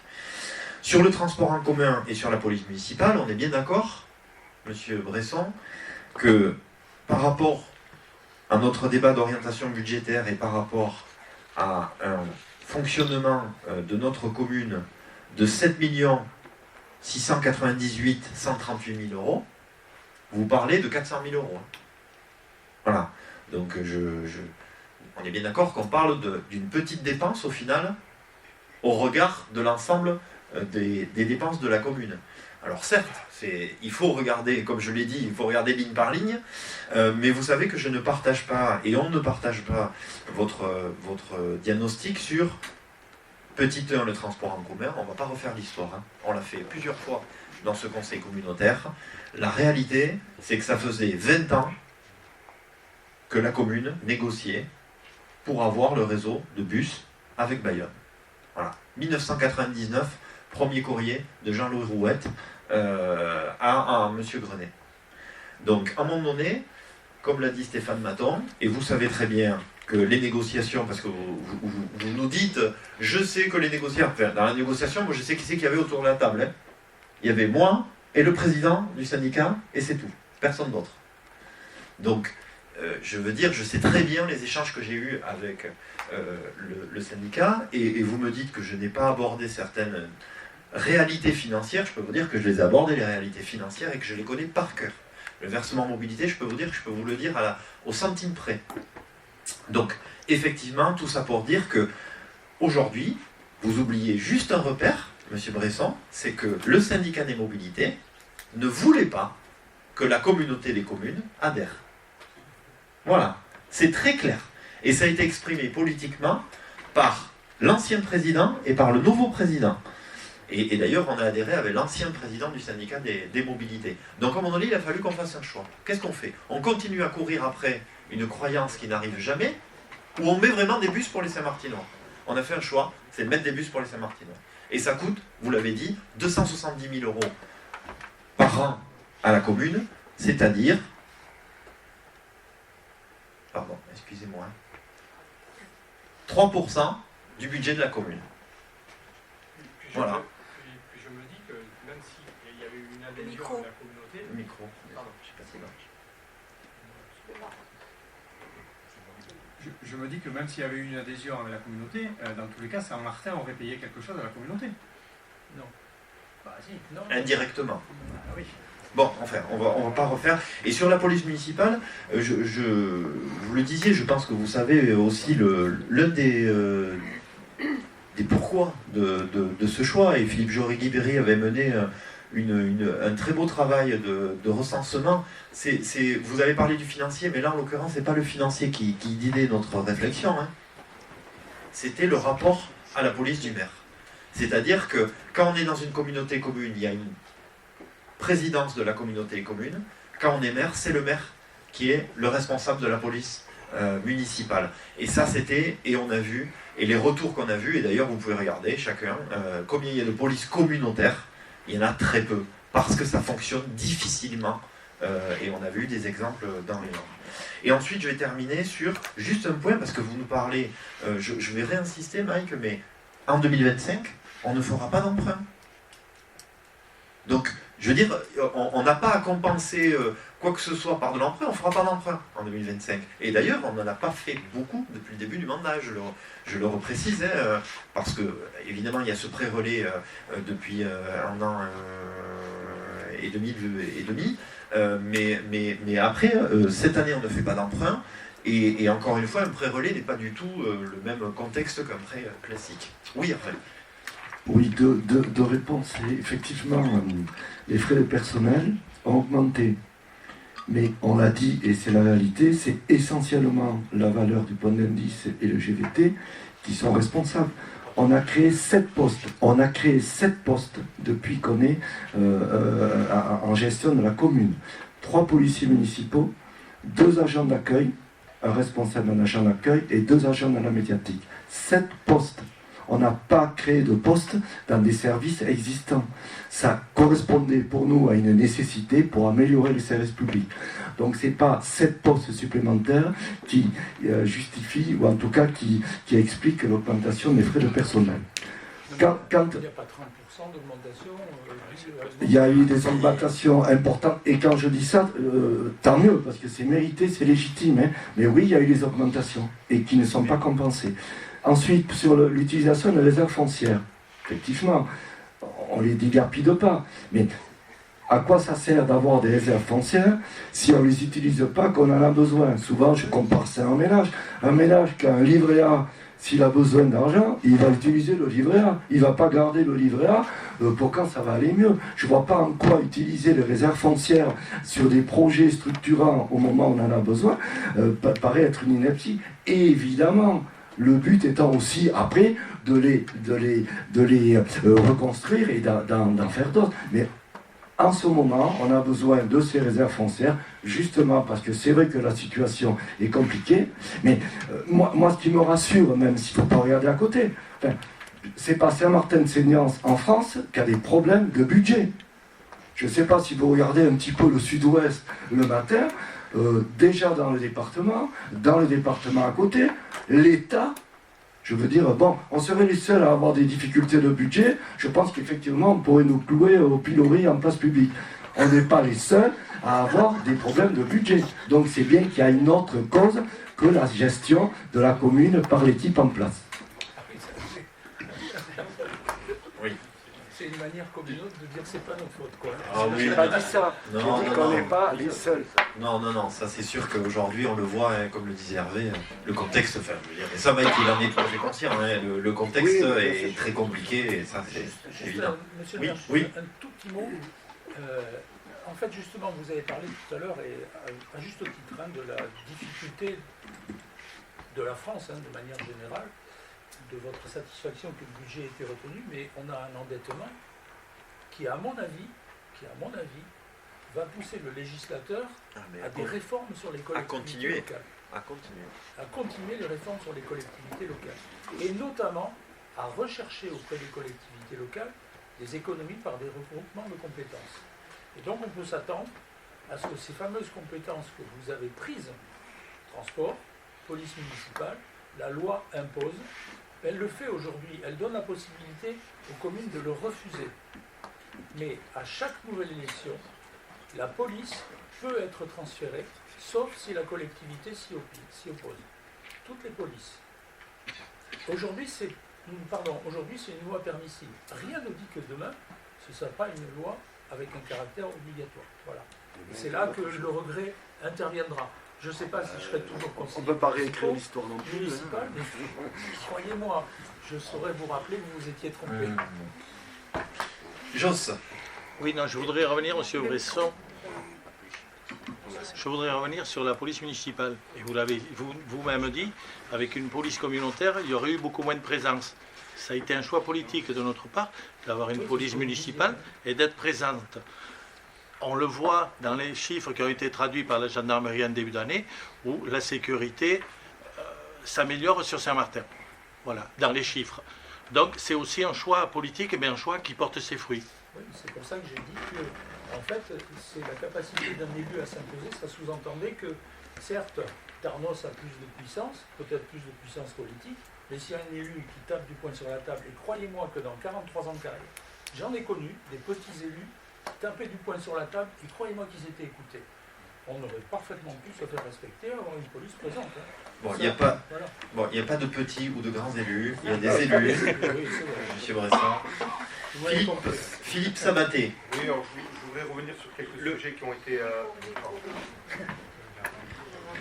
Quelques sujets qui ont été abordés. Et en tant que jeune élu, je voulais vous faire part aussi de mon inquiétude j'ai pas besoin de micro. Mais c'est pour enregistrer. Oui, mais ça- Une certaine inquiétude sur la confection des futurs budgets, notamment permettant de maintenir un service public de qualité, parce qu'un budget on peut le construire sans trop de soucis, je dirais, mais permettant d'assurer un service public de qualité, parce qu'avec le désengagement croissant de l'État et le peu de levier dont on a parlé en termes de fiscalité, hein, puisque comme vous le disiez, M. Bresson, on n'a plus que la taxe foncière comme levier en matière de fiscalité locale. Donc de grosses inquiétudes, alors même que le service public est un amortisseur de crise. Et on l'a vu avec le Covid, c'est les services publics qui ont permis de maintenir le pays dans un état, je dirais, correct, pour permettre après une relance après cet épisode de crise. Et donc, il y a eu cet épisode, il y a aussi eu la crise des Gilets jaunes, qui avait mis en avant la nécessité d'un service public de qualité sur l'ensemble du territoire. Et ça, nous, localement, on y répond, mais c'est peut-être pas le cas partout. Donc on peut s'interroger sur la suite que pourrait advenir si on ne répond pas à ces demandes qui avaient été fortement données par cette crise. Voilà, c'était juste une petite réflexion. Merci Philippe. Oui, c'est juste, c'est vrai que on partage tout à fait ces propos. Marina ? Oui. Oui, ben, un petit mot tout de même sur l'ANIMA, puisque voilà, vous en avez parlé. Un beau projet réalisé et concrétisé en 2024. Donc d'une petite bibliothèque, nous avons fait un beau projet d'agrandissement en médiathèque. On approche quasiment des 1 an d'ouverture, donc pour faire un petit focus, on peut déjà d'ores et déjà dire que le nombre d'inscrits a doublé. Cette médiathèque nous offre une programmation riche, diversifiée, et c'est vrai que c'est un beau lieu de vie au sein de notre bourg, pour les Saint-Martinois bien sûr avant tout, et puis également pour les utilisateurs, les usagers de cette médiathèque qui vivent dans les villages voisins. Ce projet de médiathèque, bien sûr, va faire écho à celui de l'agrandissement et de la réhabilitation de la chapelle, puisque la réflexion est lancée, on commence à avoir des choses bien concrètes. Et je ne doute pas que ce lieu sera également un lieu culturel et riche pour le quartier cette fois-ci. Oui, merci Marina sur ces repères et effectivement de rappeler les projets, parce que c'est quand même le financier est là aussi pour concrétiser les projets, et c'est ça l'essentiel. Est-ce qu'il y a encore des commentaires, des questions? Non. Alors bon, vous voyez que là le débat d'orientation budgétaire, c'est simplement délibéré pour signifier qu'on prend acte que le débat a eu lieu. Mais là, je pense qu'il était très intéressant ce débat. Je vous remercie. Donc, sur cette délibération, le conseil municipal, après en avoir délibéré, prend acte de la tenue du débat d'orientation budgétaire 2025 qui s'est tenu sur la base du rapport d'orientation budgétaire présenté. Est-ce qu'il y a des votes contre, des abstentions? Unanimité, je vous remercie. On est tous d'accord qu'il y a eu le débat. On va passer avec une délibération habituelle avec les APCP, comme on les appelle en matière technique financière, les autorisations de programme et les crédits de paiement. Hervé Labadie. Oui, pardon. Afin de tenir compte de l'augmentation des coûts de construction du nouveau centre technique, non pris en compte lors de l'évaluation du montant initial de l'autorisation de programme décidé le 11 décembre 2023, nous vous proposons de réajuster le programme AP1 2023 pour un montant total de 2 915 769,90 €, ce qui, en prenant compte les réalisations 2023 et 2024, conduit à reporter le solde de 306 572,70 € sur les crédits de paiement de l'exercice 2025. Monsieur le maire sera autorisé à passer tous les actes nécessaires à la gestion de cette opération. Monsieur le maire et son représentant seront chargés, chacun en ce qui le concerne, de la bonne exécution de la présente délibération qui sera adressé pour ampliation au contrôle de légalité préfectorale. Merci Hervé. Je ne pense pas qu'on ait beaucoup de questions ou de commentaires sur cette délibération. Qui est contre? Qui s'abstient? Unanimité pour cette 22e délibération de la soirée. On va passer, donc on va terminer, on a terminé nos échanges sur le financier, quoique on va parler ensuite de certaines participations financières, puisque, mais on n'est pas dans le même domaine, puisqu'on va parler d'enfance avec les subventions aux coopératives scolaires, c'est-à-dire aux 3 écoles publiques. Stéphane Maton, l'adjoint à la petite enfance, l'enfance et la jeunesse. C'est celui-là qui marche. Donc, comme chaque année, le conseil municipal de Saint-Martin-de-Seignances propose d'attribuer une aide financière aux coopératives scolaires des 3 écoles. Cette aide permet aux écoles de financer les sorties, les spectacles, les projets pédagogiques, les achats de livres et toute autre dépense indispensable à la vie scolaire. La commission enfants-jeunesse s'est prononcée favorablement sur le renouvellement de cette subvention à hauteur de celle qui avait été décidée l'année dernière, soit 15,50 € par élève de classe maternelle et 26,50 € par élève de classe élémentaire. Au total, cette participation s'élève à 11 426,50 € pour les 3 écoles. Aussi, je vous propose d'attribuer les subventions suivantes aux coopératives scolaires des 3 écoles publiques communales pour l'année scolaire 2024-2025, soit Jean Jaurès pour 189 élèves, une subvention de 5 008,50 €. Pour Jules Ferry et 141 élèves, une subvention de 3 736,50 €. Et Pauline Kergoma, pour 173 élèves, une subvention de 2 681,50 €. Je vous propose de préciser que les crédits seront prévus à l'article et au chapitre correspondant du budget principal 2025 de la commune. Et Monsieur le maire adjoint en charge des ressources humaines et des finances et de la qualité du service public, et Monsieur le maire adjoint en charge de la petite enfance, jeunesse et des affaires scolaires sont chargés, chacun en ce qui le concerne, de la bonne exécution de la présente délibération qui sera transmise pour ampliation au contrôle de l'égalité préfectorale. Merci Stéphane. Est-ce qu'il y a des questions ou des commentaires sur cette délibération? Je vous propose de passer aux voix. Qui est contre? Qui s'abstient? Unanimité donc pour cette subvention aux 3 écoles publiques communales. L'école Pauline Kergoma, Jules Ferry et Jean Jaurès. Et donc, on va passer au collège François Truffaut pour le même sujet des subventions 2025. Toujours Stéphane Maton. Donc, au même titre que pour les écoles, la commune de Saint-Martin-de-Seignances apporte son soutien financier au collège François Truffaut pour soutenir projets pédagogiques et culturels indispensables au fonctionnement de l'établissement. Le foyer socio-éducatif, ou FSE, ayant été dissous en 2024, la présente subvention est désormais directement versée au collège. La commission enfants-jeunesse s'est prononcée également favorablement sur le renouvellement de cette subvention à hauteur de celle qui avait été décidée l'année dernière, soit un montant de 27,50 € par collégien de la commune. Ce qui nous donne un montant de 6 215 €, ce qui correspond à 225 Saint-Martinois inscrits au collège. Aussi, je vous propose d'attribuer une subvention de 6 215 € au collège François Truffaut pour l'année scolaire 2024-2025 et de préciser que les crédits seront prévus à l'article et au chapitre correspondant du budget principal 2025 de la commune. Je te remercie Stéphane. Est-ce qu'il y a des commentaires ou des questions sur le collège François Truffaut? Oui, Florence. Une question annexe, est-ce qu'on a le nombre d'élèves au collège? Oui. On est à 530, je pense pas.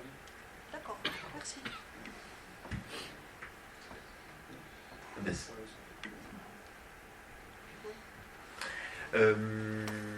J'en profite pour vous dire, j'insistais, puisque vous voyez peut-être les uns et les autres les travaux avancés au niveau du collège François Truffaut.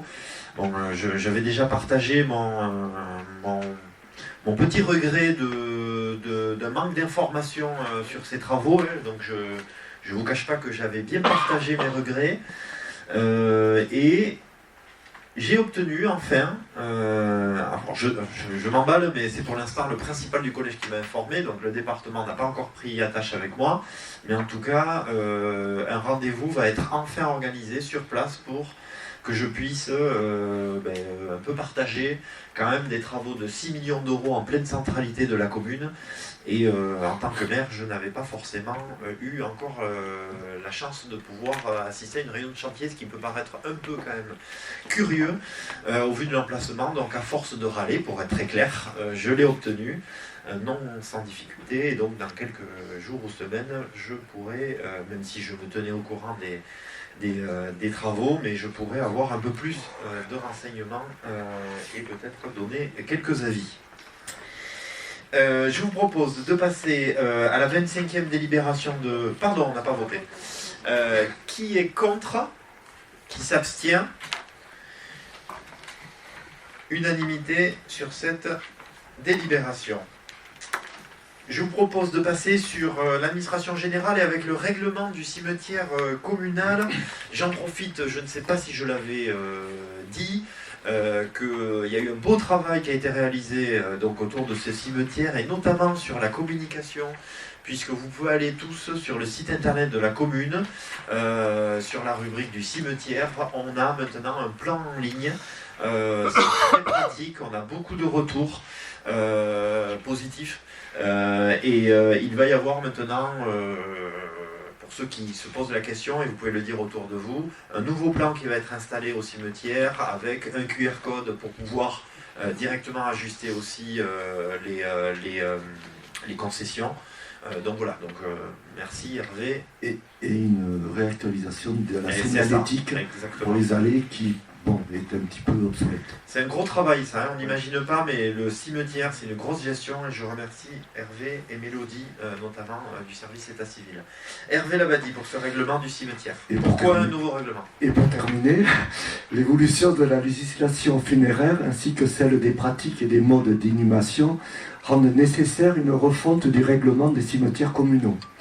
Dans notre commune, suite à l'achèvement de la procédure de reprise de concession en état manifeste d'abandon, il convient de mettre à jour ce règlement et d'abroger la délibération numéro 2019-61 en date du 23 septembre 2019 pour la remplacer par la présente décision. Je ne vais pas reprendre ce nouveau règlement qui vous a été transmis en annexe de la convocation à ce conseil. Il a pour but de redéfinir les règles générales d'accès et d'utilisation du cimetière, ainsi que celles relatives aux concessions, à l'inhumation, à l'exhumation et aux travaux réalisés. En conséquence, nous vous proposons d'approuver le nouveau règlement intérieur 2025 du cimetière communal, d'autoriser Monsieur le maire à effectuer toutes les démarches et les formalités nécessaires et à signer tous les documents utiles à l'application de la présente délibération, et de le charger, ainsi que son représentant, chacun en ce qui le concerne, de la bonne exécution de la présente délibération qui sera adressée pour ampliation au contrôle de légalité préfectorale. Merci Hervé. J'en profite aussi pour dire que j'ai essayé de sensibiliser les élus du bureau communautaire. Moi je trouve que sur le territoire on aurait besoin dans les mois à venir d'un crématorium. Enfin, aujourd'hui il y a un service au niveau de la population qui est très faible, puisqu'il y a un crématorium à Biarritz et à Dax, c'est très dur, on se retrouve avec des situations où des fois il y a plus d'une semaine d'attente avant donc les cérémonies, et du coup je trouve que c'est problématique. Et donc juste que vous le sachiez, la commission vie économique travaille le sujet justement. On a quand même des zones économiques en potentialité sur Saint-Martin. Moi je trouve que ça serait un service important pour la population. Est-ce qu'il y a des questions ou des commentaires sur ce sujet? Donc je vous propose de passer aux voix. Qui est pour? C'est histoire de réveiller un peu tout le monde. Qui est contre? Qui s'abstient? Unanimité sur ce nouveau règlement. Je vous remercie. On va revenir surtout sur l'enfance-jeunesse. Stéphane Maton sur la convention de partenariat entre la commune de Saint-Martin et le centre médico-psychopédagogique de Saint-Martin-Seyance, autrement appelé CMPP. Depuis 2017, la commune de Saint-Martin-de-Seignance accueille un des centres médico-psychopédagogiques, plus communément appelé CMDP, du Centre départemental de l'enfance des Landes. Cet établissement s'adresse aux enfants et adolescents de 0 à 20 ans qui éprouvent des difficultés d'apprentissage, des troubles psychomoteurs ou des troubles du comportement. Il y a une fonction d'accueil, d'écoute et de soins auprès des enfants et de leurs familles sous forme de consultation ambulatoire. Une équipe pluridisciplinaire a pour principale mission de diagnostiquer et traiter les troubles exprimés du patient tout en lui permettant de rester dans son lieu de vie habituel, de lui fournir une prise en charge globale en apportant les aides thérapeutiques et rééducatives adaptées à ces troubles. La prise en charge proposée est soutenue par un projet thérapeutique individualisé, élaboré en synthèse par une équipe pluridisciplinaire et en accord avec la famille. Elle a pour mission également de favoriser l'adaptation familiale, sociale, scolaire en prenant en compte les spécificités de chaque individu, accompagnement de la famille, prise en charge individuelle, prise en charge en groupe. De participer également à l'orientation des enfants ou adolescents en fonction de leurs troubles, MDPH, autres services de soins, de faciliter toute action d'intégration en milieu ordinaire. Si la famille le souhaite, un travail de concertation peut avoir lieu avec les enseignants, les médecins, les travailleurs sociaux qui connaissent l'enfant, dans le respect du secret professionnel ainsi qu'une participation aux équipes éducatives. En parallèle, la commune dispose d'un service enfance-jeunesse dont le public, le périmètre d'intervention et certains objectifs recoupent ceux du CMPP. En effet, le CMPP et le service enfance-jeunesse partagent des objectifs communs en matière de soutien à la jeunesse, de prévention des difficultés psychosociales et de promotion du bien-être des enfants et des adolescents. Dans ce domaine, la mise en réseau des acteurs et des partenaires est très importante et c'est la raison pour laquelle un partenariat est proposé. Ce partenariat devra permettre une approche globale et coordonnée des besoins des jeunes, le renforcement du lien entre les acteurs éducatifs, sociaux et sanitaires, la promotion du bien-être et de la santé mentale des enfants et des jeunes, le soutien aux familles, la valorisation des ressources locales. Cette collaboration entre la direction de l'éducation de l'enfance et de la jeunesse et le CMPP permettra de mutualiser les compétences, les ressources et les réseaux afin d'offrir un accompagnement global et cohérent aux jeunes et à leurs familles. Elle s'inscrit dans une démarche de complémentarité visant à renforcer les actions de prévention, d'écoute, d'orientation et d'accompagnement des familles sur le territoire de Saint-Martin-de-Seignance. Les modalités de collaboration et les engagements de chaque partie sont détaillés dans la présente convention qui sera conclue pour une durée d'1 an, renouvelable une fois. Aussi, je vous propose d'approuver la convention de partenariat entre la commune de Saint-Martin-de-Seignance et le centre médico-psychopédagogique de Saint-Martin, d'autoriser Monsieur le maire à signer la convention de partenariat entre la commune de Saint-Martin-de-Seignance et le centre médico-psychopédagogique de Saint-Martin-de-Seignance, ainsi que tout document afférent correspondant aux objectifs et projets partagés entre les deux structures. Merci beaucoup Stéphane. Bon voilà, une convention, bon pour autant il y avait déjà des projets, puisqu'il y a encore quelques semaines il y avait eu un atelier parents-enfants autour des écrans qui était très intéressant, j'avais été. Et donc voilà, un vrai sujet parce que c'est vrai que au niveau des problématiques, on a de plus en plus de situations préoccupantes. C'est pas Pénélope qui me contredira, avec des listes d'attente quand même. Hein. C'est toujours le cas, Pénélope, une situation toujours un peu... Oui, la situation elle reste tendue pour les enfants à besoin. Donc on a l'avantage d'avoir ce CMPP sur la commune. Avec ce CMPP, il n'y en a que 2 en France. C'est un service public puisqu'on est public. Beaucoup de CMPP sont portés par des associations. Donc, et des listes d'attente quand même phénoménales de 1 à 2 ans en attendant une réelle prise en charge. Donc en fait, le CMPP a aussi des missions de prévention, ce qui fait que de rayonner sur le tissu local et de pouvoir apporter parfois une expertise sur certains sujets, et ça permettra peut-être aux familles de mieux nous reconnaître, mais aussi peut-être à certains enfants du coup de ne pas avoir besoin d'une prise en charge si on est plus présent sur le territoire. Et cette convention, c'était pour formaliser quelque chose effectivement qui existe déjà. Et pour le coup, peut-être de rayonner sur d'autres conventions à venir. On a d'autres projets en tête. Merci pour ces précisions. Est-ce qu'il y a des questions ou des commentaires sur cette délibération? Je vous propose de passer aux voix. Qui est contre? Qui s'abstient? Unanimité pour cette avant-dernière délibération. Et on va clôturer notre conseil municipal. Justement, je parlais du SDIS tout à l'heure. Et donc, on va évoquer la convention de participation financière au plan pluriannuel du SDIS pour 2025, 2026, 2027. Philippe Jory-Guibéry. Donc, suite à un plan pluriannuel 2025, 2026, 2027 d'investissement résultant du projet d'établissement du SDIS, prévoyant des besoins supplémentaires de l'ordre de 1,5 million d'euros annuels. Il est nécessaire de sécuriser l'équilibre financier du SDIS sur ces 3 prochaines années. Une répartition de la participation globale en fonction des critères proportionnels rapportés pour chaque commune en fonction de la population et du potentiel fiscal. L'intérêt communal que représentent les investissements en matériel et équipement du SDIS des Landes, l'effort porté par les communes pour soutenir l'indispensable service public d'incendie et de secours mériterait une remise à plat d'ensemble et non pas des ajustements ponctuels, qui ne peuvent qu'accentuer le sentiment pour les EPCI et communes de n'être que de simples variables d'ajustement budgétaire pour les syndicats et établissements publics auxquels ils appartiennent, en toute fin de chaîne, alors que leur situation financière n'a jamais été aussi tendue et complexe. Le conseil municipal décide d'attribuer une subvention d'investissement au SDIS pour l'année 2025, un montant de 12 840 € et 39 centimes. Pour l'année 2026, 16 050 € et 49 centimes. Et enfin, pour l'année 2027, un montant de 19 260 € et 59 centimes. D'autoriser M. le maire à signer la convention de participation pluriannuelle et de prévoir les crédits correspondant au budget principal communal 2025.